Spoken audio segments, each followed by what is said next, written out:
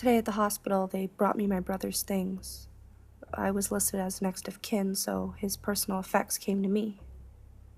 Inside were his clothes, cell phone, and a small leather day planner. Inside the planner, he had used it as a journal of some sort, commenting on interesting things that had happened to him. Over the last month, the entries changed, and I'm not sure what to make of this. I'm only including the days that he wrote on.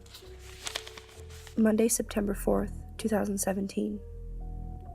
Went to the doctor about this headache. Says it's a migraine and it'll pass.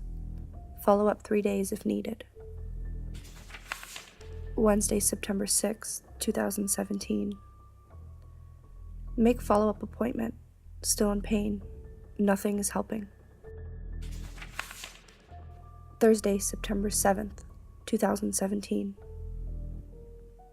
New appointment. Dr. Royce, specialist. Still no relief.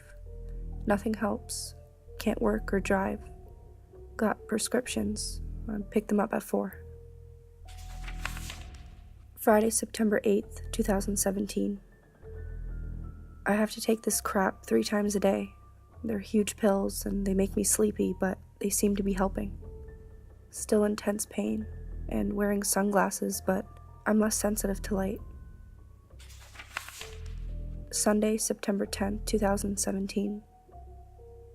Better today. Can't go into work for a bit though. Feeling hungry all the time. Reminder to call about possible side effects. Monday, September 11th, 2017. Visit Dr. Royce at 11. Grocery store run. I feel like snacking all the time. Doctor says it's a normal side effect and to keep taking the pills until they run out. Headache down to a dull ache, but it's still there. Dr. Royce took blood and measured my head. Thursday, September 14th, 2017. Pills make me sleepy. Slept through most of yesterday and today. Called Dr. Royce. He said that was a normal side effect, but I'm almost out of sick days. Talked to Ron about working from home for a bit. Headache is getting worse this evening. Also, there's a sore spot just above behind my left ear. Have groceries delivered. I'm starving. Friday, September 15th, 2017. Woke up and it's dark out. Been sleeping since 9 p.m. last night. It's now 7 p.m. today. What the fuck? The head is still killing me. I can't concentrate or keep my eyes open very much. Reached up to scratch a spot behind my ear and it feels soft and itchy. Called the emergency number Dr. Royce gave me. Appointment scheduled for Monday. Told me to write down any symptoms. Need to call Julie. I think I need some help.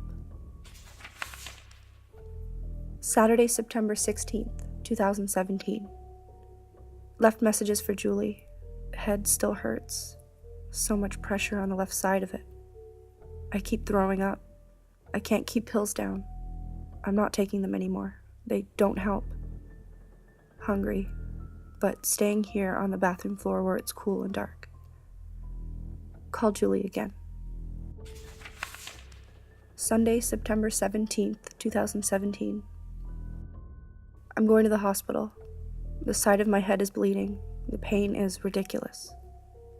Have my pills to show ER doctor. So dizzy and hungry. Julie is meeting me there. As I read the last entry, I met my brother at the emergency room. He looked pale, sweaty, and was wearing his sunglasses and holding a towel up against the side of his head. The nurse pulled the towel away and called for the doctor to be paged. That was a couple hours ago, and I have no idea what's happening. I tried to call the number that Dr. Royce gave him, but there was no answer. When I brought the paperwork to his desk, the nurse asked me if my brother had been complaining about itching or seeing any bugs. I showed her the entries of his planner, and she went to make copies of it for the doctor. When the nurse returned, she informed me that Mark had been moved up to ICU, was stable, but he was in isolation for now. I could see him in the morning or talk to the doctor now if I wanted. I hate to say it, but I left. When they told me I would be a couple hours before the doctor was free, I didn't want to wait. I had rushed the 7 hours from home and was exhausted. Luckily, I had Mark's keys so I could stay there. My brother's apartment is in an older building on the 12th floor. I hadn't been there since he moved in, but I had no trouble finding it. Once inside his apartment, I noticed a sour smell. Well, he had been sick for several days. I cracked open some of the windows and turned on the lights while I looked around. The building is from the 80s, and it hasn't really had much done to it since then. The appliances are older and the pipes grown, but cleaning it up in a new coat of paint had gone a long way. I smile seeing the pictures of us as kids, and I felt a sudden guilt that I didn't stay at the hospital. I'll be sure to be there bright and early in any case. Yawning, I flopped down onto the couch in front of the television and flipped through the channels. Leaving it on a movie I've seen more times than I can count, I felt my eyes flutter and soon I fell asleep. I have strange dreams sometimes. Dreams of sounds I can't quite make out and feelings of pressure on my head and poking on my body.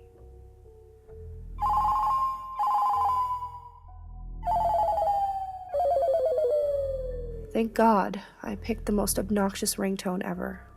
I open my eyes and I see my phone lit up on the coffee table. Hello? Is this Miss Wills? Julie Wills? Yes? Thank goodness. I've called several times and wasn't sure I'd reach you. Your brother Mark is awake and would like you to come by the hospital at once. My brain was a bit foggy from sleep and I could hear yelling in the background through the phone. Yes, I'll tell her. Julie, Mark says you have to leave his apartment. That he got sick there. It's not safe for you. Can you come? It might help him settle down. If you come straight to the 5th floor ICU, I can let you into the waiting room, all right? I rub my eyes and start looking for my shoes as I sit up. Sure, I'll be there. How can Mark have gotten sick here? He's just had a migraine, hasn't he? I reach for the remote and I can hear soft rustling noise behind me. Slowly I stand and start to turn around. I can see the curtains move and a dark shape about the size of a shoebox moves under them. Whatever it is, I don't want to investigate. A faint chittering noise starts by the couch and I hear a similar sound coming from the kitchen area. I slip on my shoes and quickly make my way to the front door. The noise is starting to get louder as I pull open the door and slam it shut behind me. Running down the hall, I press the call button for the elevator. I can't help but glance back as it arrives and the door almost seems to be trembling. I shiver as I ride down to the lobby. What was that? Am I just tired? Could those things really have made Mark ill? The cab ride was quick and I head straight to the 5th floor, stepping off the elevator, and a doctor stops me. You're Julie Wells, correct? Yes. I'm glad I caught you. Has your brother done any traveling recently? To any tropical areas? Traveling? No, he's an accountant. He never really leaves the city. Well, there goes my theory. When we opened up the wound on Mark's head, we found a nest. A nest? The idea sent a tremor down my spine. Yes, I took several of the worms into the lab. I believe we were able to remove the rest. The bug's growth is probably what causes the headaches.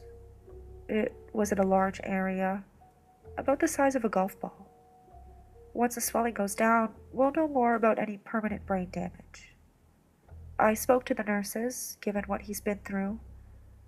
I thought it would be all right if you stayed past visiting hours. Anyways, we will talk again tomorrow. Try and figure out where he may have been bitten. Walking down the hall and absently scratching my head, I just want to sit. I haven't eaten in hours, and I'm starting to get a headache. I wonder if Mark's asleep.